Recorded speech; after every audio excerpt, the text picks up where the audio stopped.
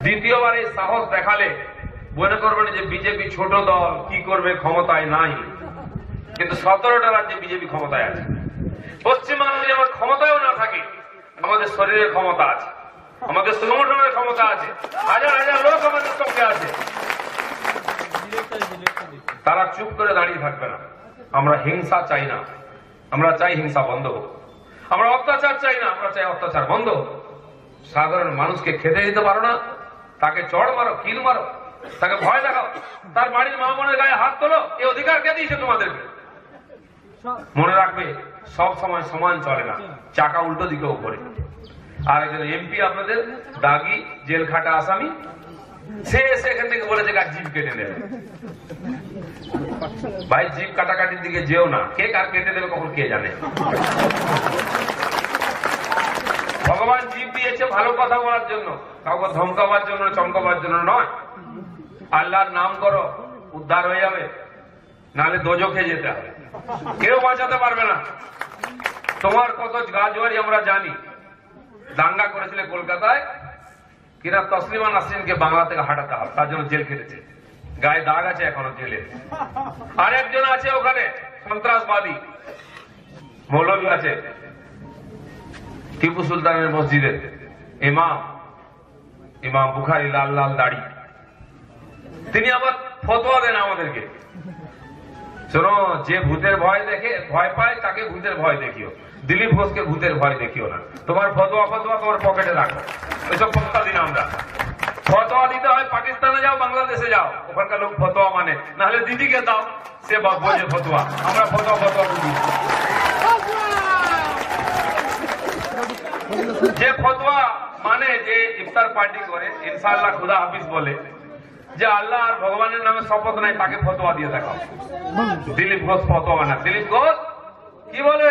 জয় শ্রীরাম, জয় শ্রীরাম। আর রাম নাম শুনলে ভূতেও পালায়। তুমি কোথাকার কে? তো এই সমস্ত সমাজ বিরোধী গুন্ডা ডাকাত, এরা হচ্ছে দিদির নেতা। তিনি বলেন নাকি আমরা দাঙ্গা করি। কে দাঙ্গা করেছে তার ইতিহাস আছে, তার কেস আছে। কাদের নিয়ে আপনি ঘর করছেন? আর এদের নিয়ে ঘর করতে করতে লোক দিদিকে ভাবছে, দিদি বলে হিন্দু নাই। লোক জিজ্ঞেস করছে আপনি হিন্দু কিনা। পুরীর মন্দিরে পুজো দিতে গেছে, লোক বলছে না উনি হিন্দু না, কেউ বলছে না হিন্দু, কেউ বলছে না হিন্দু নয়। কই দিলীপ ঘোষ দিয়ে কেউ বলবে হিন্দু কিনা? টিকা লাগিয়ে এসছি, সন্দেহ নেই। আপনার সবকিছু নাটক, ড্রামা চলে, কোনটা নকল কোনটা আসল বোঝাই যায় না। লোকের দোষ কি? উড়িষ্যার লোকেরা দেখলো মাথায় হিজাব পরে নামাজ পড়ছে, তো ব্রাহ্মণের মেয়ে হলে কি হবে? সত্যি সত্যিকার ব্রাহ্মণ আছে? গরুর মাংস টাংসকে হয়তো পাল্টে গেছে, সন্দেহ করেছে। আপনি ভাষণ দিতে উঠবেন ইনশাআল্লাহ খুদা হাফিজ। ওই আমি বলেছি খুদা হাফিজ? যদি আমার কোন মুসলমান বন্ধু তাকে কার্যকর্তা সে বলুক, তার ধর্ম সে বলবে, আমার আপত্তি নেই। আমি কেন বলতে যাব? আমরা নিজের ধর্মের আচরণ করি, অন্যের ধর্মের আদর করি। আপনি আচরণ করেন না, আপনি আদরণ করেন। আপনি খিচুড়ি বানান খালি সকাল থেকে সন্ধ্যা। আপনি হিম্মত থাকলে নিজের ধর্মের আচরণ করুন, মন্দিরে পুজো দিন, নাটক করবেন না। মন্দির মসজিদ গুলিয়ে দিচ্ছেন আপনি, তো লোকের দোষ কি?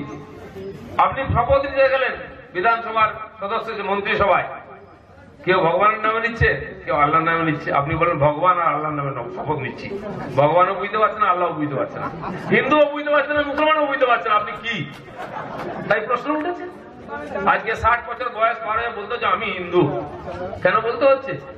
ওই আমি তো বলি না আমি হিন্দু। হেঁটে গেল বলে ওই হিন্দু নেতা যাচ্ছে, ওই হিন্দু যাচ্ছে, লোকে বলবে। আর আপনি বলছেন আমি হিন্দু, আপনার ভাইরা বলছে আমি হিন্দু। লোক কিন্তু বিশ্বাস করে না। তাই চালাকি দিয়ে মহৎ কার্য হয় না।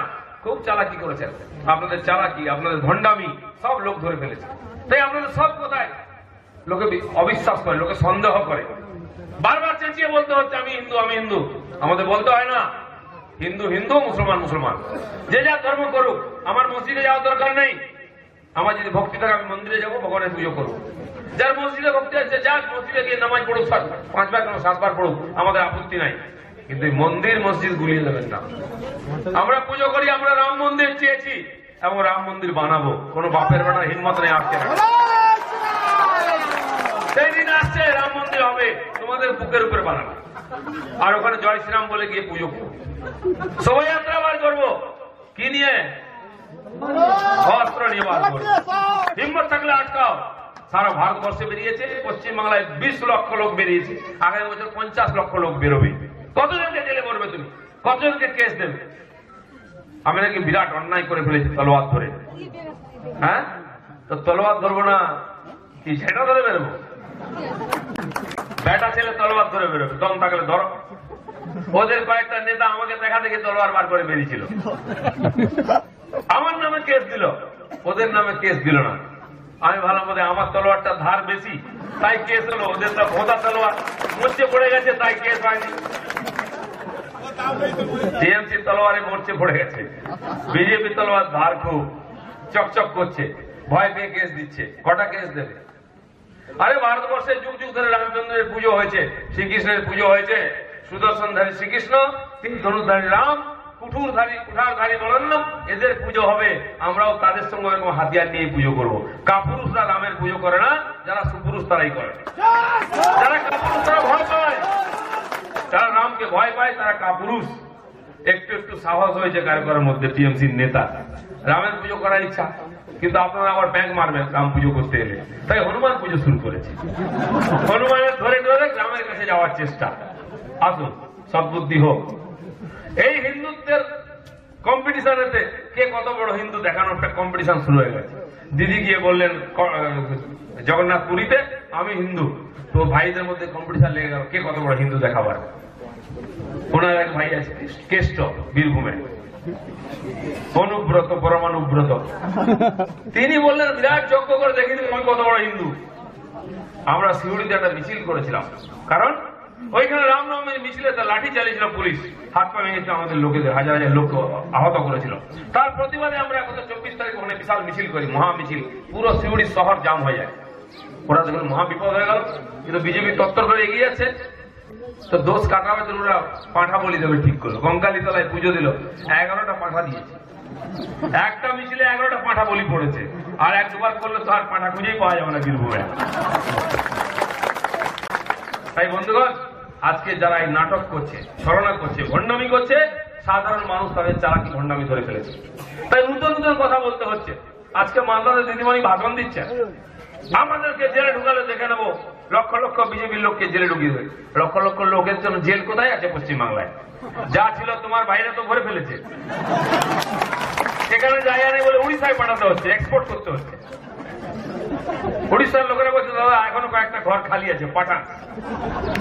আমি বলছি তৈরি হচ্ছে, সিবিআই লিস্ট তৈরি করছে, দিদি যার নাম বলবেন তাকে পাঠানো হবে, কারণ লিস্ট তৈরি হলে দিদির নাম ডিক্লেয়ার করে, সিবিআই ধরে আর পাঠিয়ে দেয়। আমরা বলিনি, হাইকোর্ট বলেছে ইনকোয়ারি করো, নারদার তদন্ত করো, সিবিআই বলেছে করো, তারা করছে। যার নাম পেয়েছে, যার প্রমাণ পেয়েছে তাকে ধরছে। দিদির খালি ভয় জেলে ঢুকে যাওয়া। আপনারা যদি ভদ্রলোক হন, ভালো মানুষ হন, আপনার কেন জেলে যাবেন? আমার তো ভুলে জেলে যাবার, মুখ টান করে হাঁটছি 56 ইঞ্চি ছাতি নিয়ে, কেউ বলতে পারবে? আপনার কেন ভয়? আমাকে জেলে পাঠাও দেখে নেবো, এত জেলে যাওয়ার ভয় কেন? মনে চোর আছে, পাপি মন তো সবসময় জেলের কথা ভাবে। আমরা কিন্তু ভয় করি না। তাই বন্ধুগণ, জেলের ভয় নয়। আপনারা চুরি করবেন, গরু চুরির টাকা নেবেন, কয়লা চুরির টাকা নেবেন, টেট পরীক্ষায় যারা পরীক্ষার্থী তাদের কাছ থেকে ঘুষের টাকা নেবেন, এখানে ভেড়ির মাটি বিক্রি করে টাকা নেবেন, রাস্তার ধারে দোকান লাগিয়ে দিয়ে টাকা নেবেন, লুটপাট চলছে। আপনি 2 নম্বরে টাকা নেবেন, চুরি করবেন, আর যেই সিবিআই আসবে উল্টো পাল্টা বলবেন না, চলবে না, ভয় পাবেন। চুরি করলে তো জেলে যেতেই হবে, তাহলে জেলগুলো বানানো হয়েছে কি জন্য?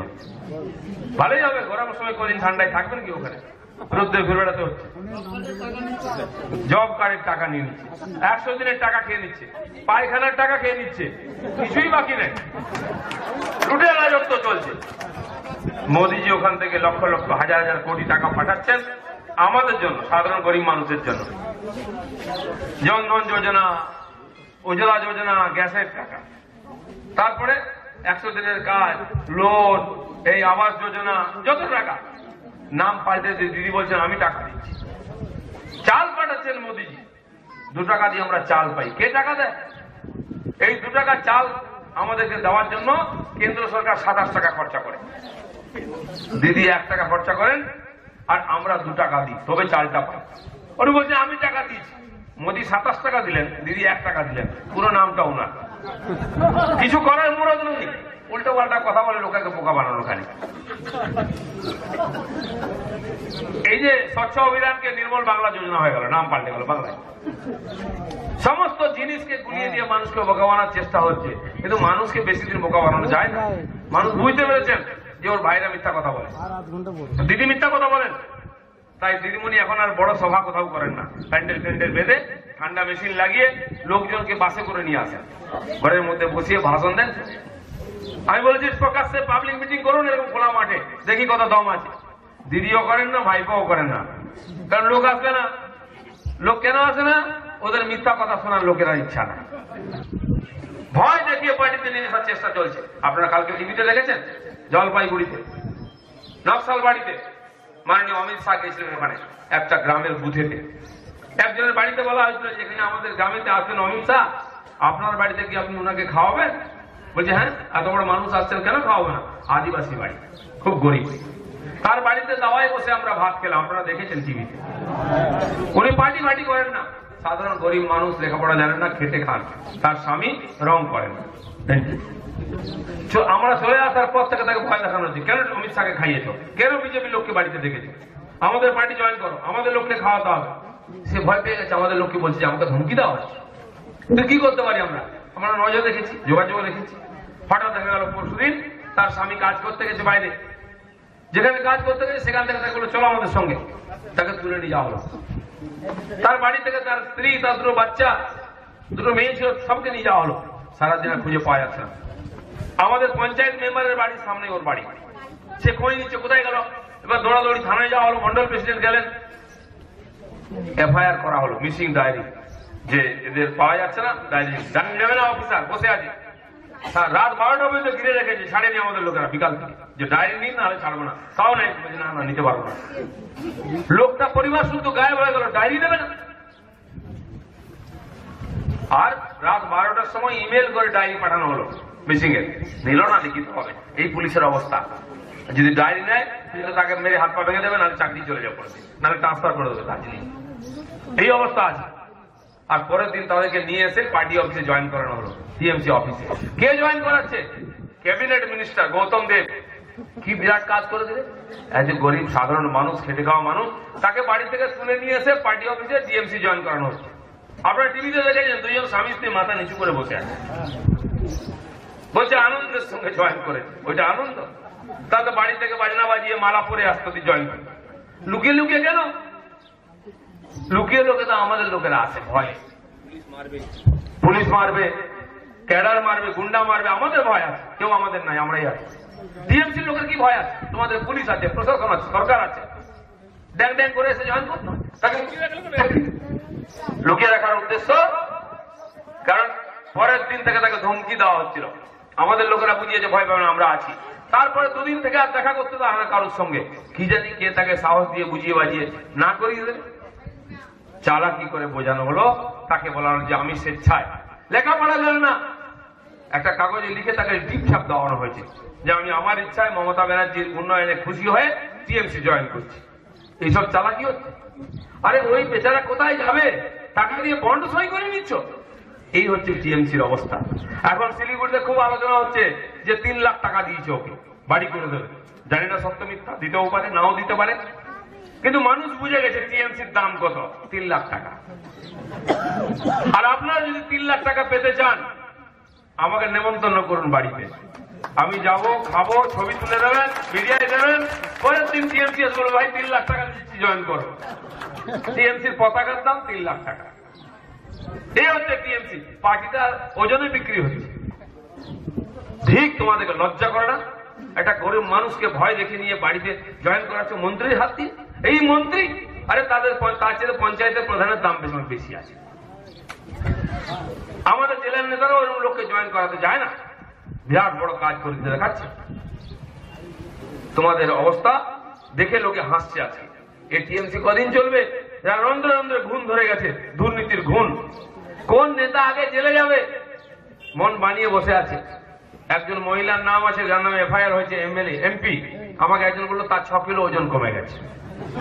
চিন্তা করে করে একজন এমপি আছেন হাওড়া, সারাদিন টিভিতে দেখছে তার ছবি, বান্ডিল বান্ডিল নিচ্ছে নোট, তার বউর হার্ট অ্যাটাক হয়ে গেছে। মানে তুমি তো লোভে পাপ আর পাপে মৃত্যু, তো তুমি করলে বাড়ির লোক কষ্ট পাচ্ছে। এই পাপীদের দিন শেষ হয়েছে। এই পশ্চিমবাংলার রাজনীতিতে ভয় দেখিয়ে বা হিংসা দিয়ে বা পয়সা নিয়ে রাজনীতি চলবে না। আমরা বাধ্য হয়েছিলাম পরিবর্তন করতে, ভুল করেছিলাম, কারণ এক অত্যাচারীর হাত থেকে একজন দুরাচারীর হাতে চলে গেছে। মানুষ বুঝতে পারছে যে কি ভুল হয়েছে, তাই আজকে বিজেপি যেখানে সভা করছে হাজার হাজার লোক আছে, বিজেপিতে যোগ দিচ্ছেন। যারা এখানে বসে আছেন কনকদার মতো বরিষ্ঠ রাজনৈতিক নেতা, যারা অনেক বছর রাজনীতি করেছেন, তারা দেশের জন্য করেছিলেন, নিজের জন্য করেননি। কিন্তু আজ যখন দেখেছেন দেশের সঙ্গে ধোঁকাবাজি হয়েছে, আর আজকে যদি কেউ কাজ করতে পারে, দেশের উন্নয়ন করতে পারে, নরেন্দ্র মোদী করতে পারে, বিজেপি করতে পারে, তাই এরকম বহু মানুষ যারা সজ্জন, যারা দেশের চিন্তা করেন, সৎ দেশভক্ত, তারা বিজেপি ঝান্ডার তলায় আসেন। আমরাও দরজা খুলে দিচ্ছি, আসুন। পার্টি আমরা তৈরি করেছি, পার্টি আমরা বাড়িয়েছি, কিন্তু পার্টিটা আমাদের জমিদারি নয়, পার্টিটা হচ্ছে দেশের সেবা করার জন্য। এই সেবা করার জন্য যে কাজ করতে চায়, যে আসতে, আমাদের পার্টির দরজা খোলা আছে। কিন্তু ওই চোর ডাকাত গুন্ডা বদমাস দুর্নীতিগ্রস্ত লোকেদের ভারতীয় জনতা পার্টিতে জায়গা হবে না। তোলা না দিলে কারখানার মালিককে পেটানো হচ্ছে। গত বছর হাওড়া একটি কারখানার মালিককে কারখানার মধ্যে খাম্বায় বেঁধে দিয়ে কেরোসিন তেল ঢেলে দিয়ে জ্যান্ত জ্বালিয়ে দেওয়া হয়েছে, আমরা দেখেছি। এরপরে কেউ কারখানা করতে আসবে? জানও যাবে, মালও যাবে, টাকা পয়সা লাগিয়ে ওটাও যাবে, প্রাণটাও যাবে। কেন পশ্চিমবাংলায় আসবে? যাও বাকি ছিল দিদির গুতোয় টাটা যা দৌড় মেরেছে গুজরাটে, আর কারো সাহস হচ্ছে না বাংলায় আসা। বলছে বিদ্যুৎ বেশি হয়ে গেছে, সারপ্লাস হবেই। কলকারখানা বন্ধ হয়ে গেলে বিদ্যুৎ কি হবে? কলকারখানায় তো বিদ্যুৎ লাগে বেশি, সব কারখানায় তালা মেরে দিয়েছ, বিদ্যুৎটা কি হবে? রান্না করার জন্য বিদ্যুৎ লাগে না, মেশিন চালাবার জন্য, কলকারখানা চালাবার জন্য লাগে, সেটা বন্ধ করে দিচ্ছে। আমার বন্ধু বলছেন, ভয় দেখিয়েছে এখানে যে পঞ্চায়েত নির্বাচনে বিজেপি প্রার্থী দিতে দেবে না। পঞ্চায়েত নির্বাচন অনেক দূর, অনেক বিরোধিতা তোমরা করছো, বিজেপিকে আটকাতে পারোনি। সেদিন কাঁথিতে নির্বাচন হয়েছে, আপনারা শুনেছেন, বাই ইলেকশন দক্ষিণ কাঁথি। তার 6 মাস আগে কুচবিহারে তমলুকে হয়েছে লোকসভা নির্বাচন। আমরা 12% থেকে 28% চলে গেছি কুচবিহারের ভোটে। সেকেন্ড পজিশন সিপিএম, বাম, ফরওয়ার্ড ব্লক, ব্যাকওয়ার্ড ব্লক সবকে পিছনে করে দিয়েছি। তমলুকে 3 গুণ ভোট বাড়িয়েছি আমরা। ঠিক কাঁথি তার চেয়েও দুর্বল জায়গা ছিল, বিজেপির কমিটি নাই, নেতা নাই, বুথ নাই। 1 মাস আমরা লড়াই করেছি, থাকতে চায়, বিজেপিকে ভোট দিতে চায়, বিজেপির সঙ্গে আসতে চায়। কারণ সারা ভারতবর্ষে প্রায় 17টা রাজ্যে আমাদের ক্ষমতা আছে। যে রাজ্যগুলোতে আমরা কাজ করেছি 10 বছর 15 বছর ধরে আমরা চালাচ্ছি, সেখানকার উন্নয়ন লোকে দেখছে। গুজরাট সবচেয়ে গরিব দেশ ছিল, রাজ্য ছিল, জল নাই, চাষ নাই, এরকম নাই। ছত্তিশগড়, মধ্যপ্রদেশ, রাজস্থান শুকনো রাজ্য ছিল, বৃষ্টি হয় না, পিছিয়ে থাকা রাজ্য ছিল, বিমারু প্রদেশ বলা হতো হিন্দিতে। আজকে সেই রাজ্যগুলো ভারতবর্ষের মধ্যে সবচেয়ে এগিয়ে আছে। 1 নম্বর, 2 নম্বর, 3 নম্বর, 4 নম্বর, 10 নম্বর আমাদের রাজ্যগুলো আছে। কে করেছে? ভারতীয় জনতা পার্টি করেছে। তাই লোক একবার যখন বিজেপিকে ভোট দেয়, আর আমাদের ভোট চাইতে যেতে হয় না। লোক যেতে বিজেপিকে ভোট দিচ্ছে না, বিজেপিকেই দিতে হবে। বিজেপি উন্নয়ন করে, বিজেপি শান্তি শৃঙ্খলা রক্ষা করে। পশ্চিমবাংলায় একবার ভোট দিয়েছিলাম আমরা, কারণ উপায় ছিল না, এখানকার লোক টিএমসি কে দিয়েছে। দ্বিতীয়বার দিতে বাধ্য হলো, কোনো বিকল্প ছিল না। কিন্তু দেওয়ার পরে 1 বছর যেতে না যেতে লোকের মোহভঙ্গ হয়ে গেছে। সুরক্ষা নেই, মা বোনদেরকে রাস্তায় হাত ধরে টানাটানি হচ্ছে, কাপড় ধরে টানাটানি হচ্ছে। 60 থেকে 70 বছরের কোন মহিলা সুরক্ষা নেই, তুলে নিয়ে গিয়ে তাকে ধর্ষণ করা হচ্ছে, হত্যা করা হচ্ছে। তার সুরক্ষা কে দেবে? পুলিশ প্রশাসন। কোথায়? পুলিশের দারোগা থানা টিভির সামনে বলছে কাঁদতে কাঁদতে, আমাকে বাঁচান, আমাকে মেরেছে। পুলিশের দারোগা যদি পেটন খায়, আপনি আমি কোথায় যাব? আমার মা বোনের সম্মান কে রাখবে? কে কাকে সুরক্ষা দেবে যেখানে পুলিশেরই সুরক্ষা নেই? কালিয়াচক থানাতে মালদায় দুষ্কৃতকারীরা আক্রমণ করেছে, হাজার হাজার লোক আল্লাহু আকবার বলে, পাকিস্তানের পতাকা নিয়ে পাকিস্তান জিন্দাবাদ বলে থানা জ্বালাচ্ছে, গাড়ি জ্বালাচ্ছে। ও সে লুঙ্গি পরে বসে সেই অবস্থা দৌড় মেরেছে পিছনের দিকে গ্রামে। মহিলা কনস্টেবল ছিল, সে শ্লীলতাহানির ভয়ে পালাচ্ছে থানা ছেড়ে। কাঁথিতে আপনারা দেখেছেন, টিএমসির গুন্ডারা কাঁথি থানা ঘিরে নিয়েছে, পুলিশকে মারছে, পুলিশ লাফ দিয়ে পাঁচিল টপকে পালাচ্ছে। ভবানীপুরে মুখ্যমন্ত্রীর এলাকায় টিএমসির গুন্ডাকে পুলিশ ধরে নিয়ে গেছে, পেছনে তাড়া করেছে টিএমসির গুন্ডারা। দিদি শুনে চলে এসেছেন বিধানসভা থেকে, পুলিশে ওসি করে, তোমার এত সাহস আমার ভাইদের অ্যারেস্ট করবে, মস্তানি করবে, গুন্ডামি করবে, তলা তুলবে, পুলিশ তুললে পুলিশের ট্রান্সফার হবে, পুলিশকে ঘিরে পেটানো হচ্ছে। পুলিশ বেচারা মাথা বাঁচানোর জন্য মাথায় ফাইল দিয়ে টেবিলের তলায় ঢুকে পড়েছে, আলমারির পেছনে ঢুকে পড়েছে। এই যদি পুলিশের অবস্থা হয়, পশ্চিমবাংলার কি চলছে? আইন আদালত শৃঙ্খলা প্রশাসন কিছু আছে? স্কুল কলেজে পড়াশোনা হয় না, মারপিট হয়, ছাত্র মাস্টারদের পেটাচ্ছে, ছাত্র ছাত্রকে পেটাচ্ছে, হাত পা ভেঙে বাড়ি ফিরছে। কলেজে নির্বাচন হচ্ছে, মাথা ফাটি দেওয়া হচ্ছে ছেলে মেয়েদের, প্রিন্সিপালকে পেটানো হচ্ছে, প্রিন্সিপাল বলছে আমাকে ছেড়ে দিন, আমি প্রিন্সিপাল থাকবো না। ইউনিভার্সিটিতে ভাইস চ্যান্সেলর 6 মাস করে হাত জোড়ে বলছেন দাদা আমার চাকরির দরকার নেই, আমি চললাম, তাকে ঘেরাও করা হচ্ছে, মারপিট করা হচ্ছে। স্কুল কলেজ কি আখড়া? মারপিট করার জায়গা, পড়াশোনা করার জায়গা। টাকা পয়সা খরচা করে আমরা ছেলে মেয়েকে পাঠাই লেখাপড়া করবে, লেখাপড়া তো দূরস্থ, জ্যান্ত ফিরবে তার কোনো গ্যারান্টি নেই। এই চলছে। হসপিটাল, সব জেলায় একটা করে সুপার স্পেশালিস্ট হসপিটাল হয়েছে। মুখ্যমন্ত্রীর শাড়ির যেমন রং নীল পাড় সাদা শাড়ি, বাড়ির রং তাই নীল সাদা হয়ে গেছে। দেখলে মনে বাহ কত সুন্দর হসপিটাল, গিয়ে দেখুন ডাক্তার নাই, নার্স নাই, ওষুধ নাই, বেডও নাই। কিসের জন্য হসপিটাল? লোককে দেখানোর এই হসপিটাল, ভোট দাও। কৃষকদের যাতে সবজি আনাজ বিক্রি হয়, চাল ঢাল, তার জন্য সবজি কিষাণ মন্ডি তৈরি করা হয়েছে। বিধানসভায় প্রশ্ন উঠেছিল, বলছে 157টার কথা তৈরি হয়েছে বিভিন্ন ব্লকে। আমি যেখানে যাই, পাশ দিয়ে যখন যাই দেখি সুন্দর নীল সাদা বাড়ি, প্রাচীর ঘেরা বিরাট জায়গা। দাদা হয় কিছু বিক্রি বাটা এখানে বাজারটা? বলে না দাদা, এই গেটের সামনে দেখুন এত বড় তালা, যেই দিন কমপ্লিট হয়েছে বাড়ি সেই দিন তালা মারা হয়েছে, কেউ খুলেও দেখে। আলু পেঁয়াজ সবজি বিক্রি করার জন্য করা হয়েছে, চাষিরা স্থানীয় ভাবে এসে ওখানে বিক্রি করতে পারেন, দরজায় খোলা হয় না। কেন্দ্রের টাকায় বাড়ি তৈরি হচ্ছে, দিদির ভালো করে ওখানে লাগিয়ে দিয়েছেন, বড় বড় করে লিখে দিচ্ছেন পশ্চিমবঙ্গ সরকার দ্বারা নির্মিত কিষাণ মন্ডি, সুপার স্পেশাল হসপিটাল। লোককে বোকা বানিয়ে ভোট নেওয়া হচ্ছে, ইলেকশন শেষ, তারা পড়ে গেছে, কোনো কাজ হচ্ছে না। কেন্দ্র সরকার টাকা দিচ্ছে, তার কোথায় খরচা হচ্ছে কোনো হিসাব নেই। পয়সা দিচ্ছে 100 দিনের কাজে যারা কাজ করছেন তাদের বেতন দেওয়ার জন্য, সেই টাকা চলে যাচ্ছে সরকারি কর্মচারীদের বেতন দিতে। ভাড়ে ভবানী পয়সা নেই, তাদের টাকা দিতে হবে। দিয়ে বাকি আছে 50% নাই, সারা দেশে এবং সরকারি কর্মচারীদের দেওয়া হচ্ছে, পশ্চিমবঙ্গের সরকারি কর্মচারীদের দেওয়া হয় না, তারা আগে খুঁজছেন। টাকা আসবে কোথেকে? ভাইরা তো তোলা তুলে নিয়ে নিচ্ছে, ট্যাক্সি আসে, পয়সা নাই দেবে কি করে? তাই চালাকি করে এখানকার পয়সা ওখানে, ওখানকার পয়সা ওখানে, ওখানকার চালাচ্ছেন। 1400 কোটি টাকা বাকি আছে যারা 100 দিনের কাজ করেন তাদের। সরকার আইন করেছে যে এই টাকাটা উল্টো পাল্টা খরচা করা হয়, যদি অন্য জায়গায় খরচা হয়, সময়ে পেমেন্ট না হয় গরিব লোকেদের টাকা, তার উপরে ফাইন করা হবে। এই কয়েক মাস বাকি থাকার জন্য 350 কোটি টাকা ফাইন দিতে হবে। সরকার চালাতে সুদ নিতে হচ্ছে, লোন নিতে হচ্ছে, ঋণ নিতে হচ্ছে, আর সেই ঋণের সুদ করার জন্য আবার ঋণ নিতে হচ্ছে। প্রতি বছর ঋণ বেড়ে যাচ্ছে, 3 লক্ষ 3.5 লক্ষ কোটি টাকা ঋণ হয়ে গেছে। কোথাও লাভ হয় না, খালি মদ বিক্রি করে লাভ হচ্ছে, মদের দোকানে খুব লাভ। এবার অর্থমন্ত্রী বাজেট দিয়েছেন, কেবল আবগারি ডিপার্টমেন্টই তাদের যে ট্যাক্সের টার্গেট ছিল সেটা আদায় করেছে, বাকি কেউ পারেনি।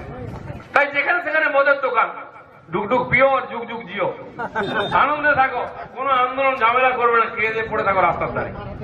আমরা কি এই সংস্কৃতি চাইছি, এই রাজনীতি চাইছি? এই জন্য পরিবর্তন চেয়েছিলাম। মা বোনের সম্মান থাকবে না, ছেলেপুলের ভবিষ্যৎ থাকবে না, স্কুল কলেজে পড়াশোনা হবে না, হসপিটালে চিকিৎসা হবে না। এই বাংলা কেউ চায়নি, এই পরিবর্তন কেউ চায়নি। তাই দেখে আজকে মানুষ হতাশ, প্রতিবাদ করতে গেলে পুলিশের লাঠি পড়ছে আর পাবলিক পুলিশকে পেটাচ্ছে, গুন্ডাদের দিয়ে মানুষকে চুপ করে দেওয়ার চেষ্টা চলছে। ভারতীয় জনতা পার্টিটা হতে দেবে না। তাই আমরা রাস্তায় ঘাটে শহরে যেখানে পাবো সেখানে প্রতিবাদ করব। আর এই যে গুন্ডারা দিনের বেলা গুলি চালাচ্ছে, আমি শেষবার বলে দিচ্ছি, সময় থাকতে পাল্টে যাও, বদলে যাও, নাহলে সারা ভারতবর্ষে বহু লোককে আমরা পাল্টে দিয়েছি, তোমাদেরকে করতে সময় লাগবে না। ভারতীয় জনতা পার্টি গুন্ডামি করে না, দাদাগিরি করে না, কিন্তু কারো দাদাগিরি সহ্যও করে না।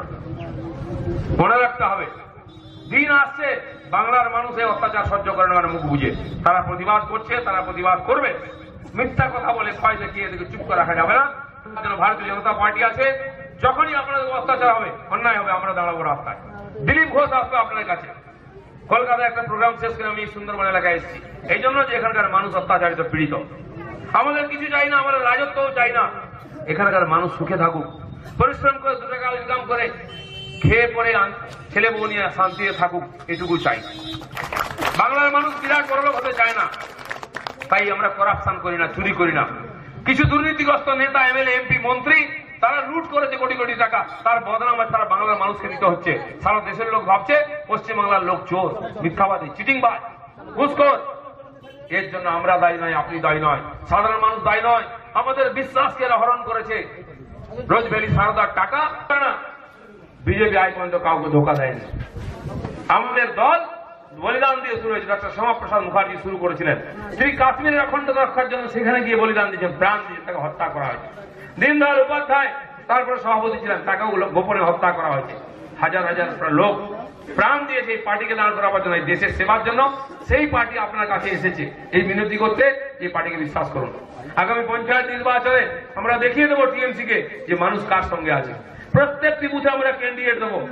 আর আমার পূর্ণ বিশ্বাস শুধু বিজেপি নয়, সিপিএম, কংগ্রেস, এসইউসি, যে যে পার্টি আছে সব পার্টির সাপোর্টাররা বিজেপিকে ভোট দেবেন। আমরা সেই পার্টির লোকেদের যারা ভদ্রলোক আছেন, ভালো মানুষ, সৎ, তাদেরকে ক্যান্ডিডেটও করবো পদ্মফুল চিহ্নে, যাতে সাধারণ মানুষ মনে করেন যে আমরা সবাইকে নিয়ে চলতে চাই। কেউ পর নেই আমাদের কাছে, সাধারণ মানুষ সবাই। কালকে একটা ঝান্ডার তলায় ছিলেন, কোনো অসুবিধা নেই। আজ আসুন, বিজেপির 2 হাত তুলে আপনাকে বুকে জড়িয়ে নেওয়ার জন্য দাঁড়িয়ে আছে। আমরা যদি সবাই মিলে লড়াই করি, এই টিএমসির দুর্বৃত্ত থেকে তাড়িয়ে বাংলাকে উদ্ধার করতে পারবো, সোনার বাংলা বানাতে পারবো, এই আশা রেখে সবাইকে ধন্যবাদ জানিয়ে শেষ করছি। ভারত মাতা কি জয়।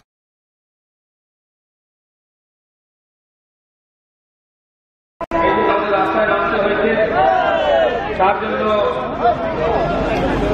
যাতায়াত কষ্ট হচ্ছে। আমরা ইচ্ছা করে এই কার্যক্রম করছি না। টিএমসি সরকার, টিএমসি পার্টি আজকে আমাদের রাস্তা নামতে বাধ্য করেছে।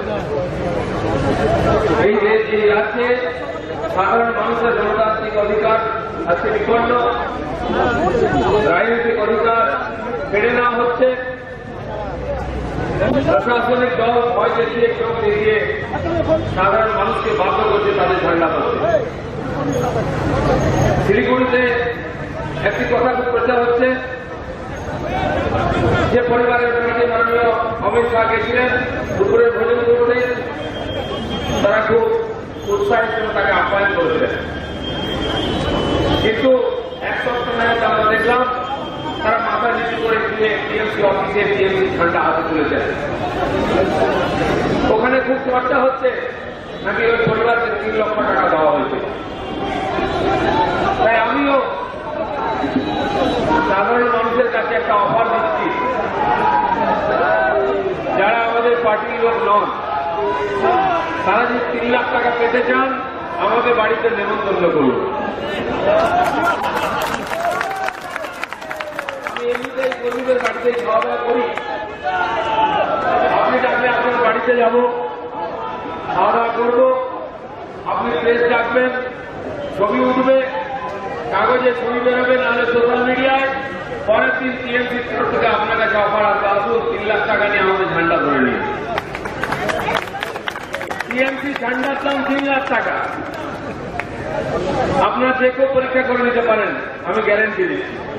3 লাখ টাকা দিলে টিএমসি ঝান্ডা পাওয়া যাবে, আর মন্ত্রীর হাত থেকে পাওয়া যাবে, ফালতু লোকের হাত থেকে নয়। বন্ধুগণ, পশ্চিমবাংলার রাজনীতি কত সস্তা হয়ে গেল। টিএমসি পার্টিটার দাম কত কমে গেল হঠাৎ। একজন ক্যাবিনেট মিনিস্টার একজন গরিব আদিবাসী পরিবারকে তুলে নিয়ে এসে তার হাতে ঝান্ডা দিচ্ছেন টিএমসিকে রক্ষা করার জন্য। টিএমসির অবস্থা আজকে এত দয়নীয় হয়ে গেছে, এত খারাপ হয়ে গেছে যে একজন আদিবাসী পরিবারকে তুলে আনতে হচ্ছে তাদের অস্তিত্ব রক্ষা করার জন্য। পশ্চিমবাংলা তথা সারা ভারতবর্ষে মানুষের আমাদের একটা পরম্পরা, বাড়িতে কোনো অতিথি এলে সে অপরিচিত হলেও তাকে কমপক্ষে 1 গ্লাস জল খাওয়ায়। শুধু জলও খাওয়ায় না, একটা বাতাসও দিই, একটু গুড় দিয়ে হাত। আর কেউ যদি নিজের থেকে এসে বলে আমি আপনার বাড়িতে এসেছি, তাকে আপ্যায়ন করি, খেতে চাইলে খেতে দিই। ঠিক সেইভাবে গরিব আদিবাসী পরিবারে কেউ গিয়ে থাকেন কোনদিন, তাকে আমি অনুরোধ করবো যে না গিয়ে কোনদিন যাবেন, আমি জঙ্গলমহলের লোক, আমি জানি আদিবাসীদের আন্তরিকতা, সরলতা, স্বাভিমান কতটা হয়। সেই জিনিসটাকে নিয়ে আজকে টিএমসি রাজনীতি করছে। ঠিক তাদের রাজনীতিকে শতধিক মানুষের আবেগ, মানুষের অতিথি পরায়ণতা, মানুষের সংস্কার, সামাজিকতা, এটাকে রাজনীতি দাঁড়ি পাল্লায় আজকে তোলা হচ্ছে। সে দুঃখে লজ্জা করতে পারে না। কত নিচে নামবেন আপনারা ক্ষমতা ধরে রাখার জন্য? মানুষ কিন্তু বোকা না। মানুষ সেদিনই টিভির পর্দায় ওই বাঙালি পরিবারের চোখের দিকে তাকিয়ে বুঝে গেছে তারা কেন টিএমসির পতাকা সবাইছে। তারা মাথা তুলতে পারেননি, চোখ তুলতে পারেননি, তারা চোখ নিচু করে বসেছেন, টিএমসির ঝান্ডা হাতে নিয়েছেন, মন্ত্রী দুজনের হাত ধরে দাঁড় করিয়ে হ্যান্ডা দিয়েছেন হাতে। এই দৃশ্য দেখে আমাদেরও কষ্ট হয়েছে। একটা নিরীহ পরিবার, তাদেরকে রাজনীতি ঘুরে বানানো। তারা আমাদের পার্টির কেউ ছিলেন না, তারা ওই গ্রামের সাধারণ নাগরিক ছিলেন। আমাদের কর্মীরা, আমাদের নেতারা তার বাড়িতে গেছিলেন, তাকে অনুরোধ করেছিলেন যে ভারতীয় জনতা পার্টি সর্বোচ্চ নেতা অমিত শাহ আমাদের গ্রামে আসছেন, আপনার বাড়িতে যদি আসেন আপনি কি তাকে ভাত খাওয়াবেন? উনি খুব আনন্দের সঙ্গে রাজি হয়েছেন। হ্যাঁ, এত বড় মানুষ আসছেন, যদি আমার বাড়িতে আসেন আমার সৌভাগ্যের কাজ, আমি কেন তাকে আপ্যায়ন করবো না? আর সেই কথা অনুযায়ী আমরা গেছিলাম, তার বাড়িতে খাবার খেয়েছি। খাওয়াতে বসেছে, তিনি নিজের হাতে রান্না করে নিজের হাতে পরিবেশন করেছেন। যেভাবে বলা হচ্ছে তিনি নাকি স্বেচ্ছায় মমতা ব্যানার্জির উন্নয়ন থেকে ঝাঁপিয়ে পড়ে টিএমসিতে গেছেন। কোন সদ্বুদ্ধি সম্পন্ন মানুষ এই ঘটনা দেখার পরে যেটা মেনে নেবে, এই কথা বিশ্বাস করবে? গৌতম দেবরা কি আজকাল বাংলার মানুষকে এতই বোকা ভাবতে আরম্ভ করেছেন? তাদের হয়তো বুদ্ধি লোপ হয়ে গেছে, বুদ্ধিভ্রষ্ট হয়ে গেছে টাকা তৈরি করতে করতে, কিন্তু বাংলার মানুষের এখনো বুদ্ধিভ্রষ্ট হয়।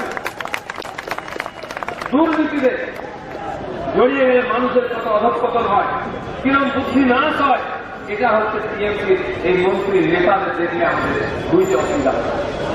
তাই বন্ধুগণ, আজকে পশ্চিমবাংলায় যে ধরনের রাজনীতি হচ্ছে, এই জঘন্য রাজনীতি আমরা কোনো কল্পনা করতে পারিনি। কেউ ভাবেনি যে পরিবর্তন করেছে আমরা।